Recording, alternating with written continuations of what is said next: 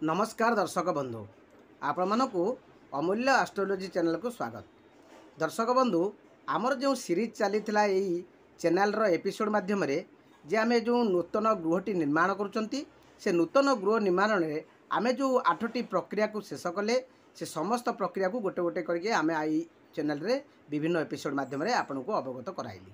तेबे आज आसतु जानिबा ए जो नूतन एपिसोड रे बा आजिर ए एपिसोड रे जे आम गृह आरंभ में जोटा मुख्य जिनस रही जे गृहर भूमि पूजा सैला गृहर बंध सैला एवं तार जो नाग नाग पत्नी गृहर अधिपति गृहर दिगनाश गृहर नष्ट एवं गृहर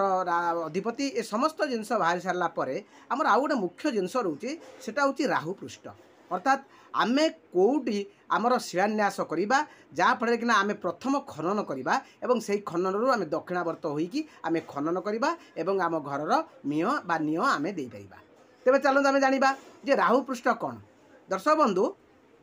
आमर जो वास्तुदेवंकर दृष्टि बा राहु पृष्ठ अर्थात सर्पर पृष्ठ जो जगार अच्छी बा आमर सर्पर क्यों जगार कि आमर जो भूमि रे आमे जो सूता कले बा भूमिर जो आमे बंध बाहर कले आमर क्यों कोण रे राहुंकर बा सर्पर मुंड रोची क्यों कोण रे सर्पर मध्य अंश बा गर्धनी रोची एवं क्यों कोण रे सर्पर लांज रोची अर्थात मुंड पृष्ठ एवं लांज क्यों अंश रोची एवं आमे क्यों अंश रे कले बा प्रथम खनन कले आम घर पई शुभ हबो ताको आज आमे माने एपिसोड जानिबा। दर्शक बंधु आपण मानक ये गोटे छोटी अनुरोध आपण माने जदि मोर चैनल को नुआ करके आसीथिबे तेबे मोर चैनल को सब्सक्राइब करेंगे लाइक करेंगे एवं पाखे थिबा बेल आइकन को क्लिक कर देबे जहाँफल आपण मानक पाखक मोर एहीपरि वीडियो मान पहुँची पारे। तेबे दर्शक बंधु चलतु जानिबा जे गृह आरंभ रे राहु पृष्ठ कौन बा आमे केउटू आमर निय खोलिबा आरंभ करिबा जोटा को आमे कहती नागर गति। दर्शक बंधु सब गोटे कथा मन रखि था जे नाग आमे जो जगटा को आमे आयतकार आकार आमे चिन्ह करने आमे सब गोटे कथा चिंता करबा जे नागर मस्तिष्क जो पटे थिबो से सब दक्षिणावर्त होइकी घुरिबे अर्थात सी आमर केउ समय दक्षिणावर्त घुरिबे से आज आमे आलोकपात करबा। दर्शक बंधु आपन जदि घर करुँच आगे प्रथम देखिए केउ मासरे करुँच आपन पंडित हो वास्तुविद को पचारे जे सर्पर मुंड बा राहुर मुख किंबा आपणकर वास्तु कि जो वास्तुदेवंकर माने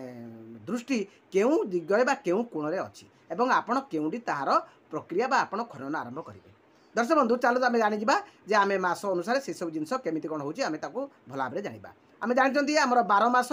एवं प्रत्येक मास आमे जानिचंती संक्रांति गोटे मास धरा जाए तेणु आमर जोटा जनवरी फेब्रुआरी मार्च अप्रैल मे जून जुलाई अगस्त सेप्टेम्बर अक्टोबर नवेम्बर डिसेम्बर 12 मास इंग्राजी जानले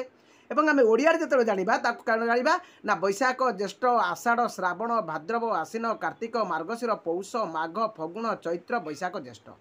सेहीपरि भाव में आमे किपरि जानिबा जे संक्रांति अर्थात आमर ज्योतिषशास्त्र बा राशिशास्त्र आम प्रत्येक मासर गोटे गोटे राशि कर राशि अनुसार मासर ना कराई तेरे कौन से मास गुड़िक ना मेष वृष मिथुन कर्कट सिंह कन्या तुला बिछा धनु मकर और कुंभ एवं मीन यही जो मास अनुसार राशि कराई यार संक्रांति क्यों मास क्यों राशि अनुसार आम राहु पृष्ठ बा राहुंकर मुख अनुसार आम खनन कर। तेज दर्शक बंधु प्रथम आगे जानी ना चलतु भाद्रव आश्विन आ कार्तिक देखंतु जदि भाद्रव आश्विन कार्तिक मास भितर जदि कौन समय आपण भल रोचे आपन जदि घर करने को चाहूँगी तेरे भाद्रव आश्विन कार्तिक को आमर कहुए सिंह मास कन्या मास एवं तुला मास। तेरे यही समय कौन हुए ना संक्रांति यही समय आपणकर राहुंकर मुंड बा राहुंकर मुख ऐशान्य कोण रे थाए एवं तांकर पृष्ठ बा तांकर गर्धनी वायव्य कोण रे थाए एवं तांकर लांज थाए केउंडी ना तांकर लांज थाए नैऋत कोण रे। तेबे आपणकर अनाक्रांत दिग को दिग रहा ना आपणकर अनाक्रांत दिग रहा साउथ ईस्ट अर्थात आपणकर आग्नेय कोण रहा जोटा होती आपणकर दक्षिण आउ पूर्व कोण से कोणटी आपंपाई शुभ रन जदि यही समय घर सूता करें यही जगह कि आप निश्चित भाव में खनन आरंभ करेंगे से आप दक्षिणावर्त होकर खनन कर चलिए और घर काम आरंभ करेंगे। तेज द्वितीय कौन आसला ना मार्गशीर पौष माघ मास जदि यही मास भितर कि आपणकर पड़ा घर सूता कर तेबे मार्गशीर पौष माघ को आपणकर बिछा मास धनु मास और मकर मास कहुए। तेबे यही समय कौन हुए ना दक्षिणावर्त मुझे जे राहुंकर मुंड कौटिकी ना तांकर मुख आपणकर आग्नेय कोण को चली जीव एवं तांकर गर्धनी आपणकर ऐशान्य कोण रहिबो लांज वायव्य कोण रहिबो। तेणु अनाक्रांत दिग केउ दिग रहा ना साउथ वेस्ट अर्थात जोटा कहते हैं नैऋत कोण दक्षिण एवं पश्चिम कोण अनाक्रांत दिग रही आगे प्रथम खनन कार्य आरंभ करेंगे से आप शुभ देवे। तापर आपंकर रहा कौन ना तृतीय रहा आपंकर फगुण चैत्र और बैशाख फगुण मास चैत्र मास बैशाख मास एवं यह कहुए कुंभ मास मीन मास और मेष मास अर्थात ये जो संक्रांति राहुंकर मस्तिष्क बा मुख चली जाए नैऋत्य कोण को तांकर गर्धनी बा तांकर पृष्ठदेश रहे आग्नेय कोण में तांकर ईशान्य कोण में लांज रहे अर्थात अनाक्रांत दिग बा शुभ दिग रहे कौटा ना वायव कोण अर्थात आपणकर नॉर्थ वेस्ट कोण जोटा कहती उत्तर एवं पश्चिम कोण से कोण में आपड़ यही समय जब सूता करेंगे आप शुभ दे पारे और आपड़ से खनन कार्य आरंभ करके दक्षिणावर्त हो खनन करेंगे।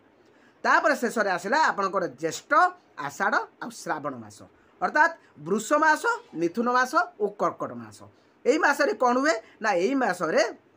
राहुंकर बा नागर गति बदली जाई नागंकर मुख बा राहुंकर मुख रहे वायव कोण में तांकर पृष्ठदेश बा गर्धनी रहे नैऋत्य कोण में एवं तांकर लांज रहे आग्नेय कोण में तेणु अनाक्रांत दिग क्यों दिग रहा ना ऐशान्य कोण रहा आपंकर अनाक्रांत दिग आपड़ जब यही समय सूता कर ऐशान्य कोण आप आरंभ करेंगे ऐशान्य कोण में आप भूमि पूजा करेंगे ऐशान्य कोण आप दक्षिणावर्त होकर आपणकर पिलर बा आपणकर नियम गात खोलिकी जी और घर कार्य आरंभ करेंगे। तेज दर्शक बंधु आपण मैंने चलिए जानिले जे आपण मानकर वर्षकर जो 12 मास भितर आपंकर संक्रांति संक्रांति केउ संक्रांति केउ संक्रांति पर्यंत राहुंकर पृष्ठ बा राहुंकर मुख बा राहुंकर गति बदलुची बा नागर गति बदलुची आपण से अनुसार आपंकर घर सूता करी आपंकर निय खोली घर काम आरंभ करेंगे। तेज चलतु आ भितर देखा सबुठ शुभदायक किए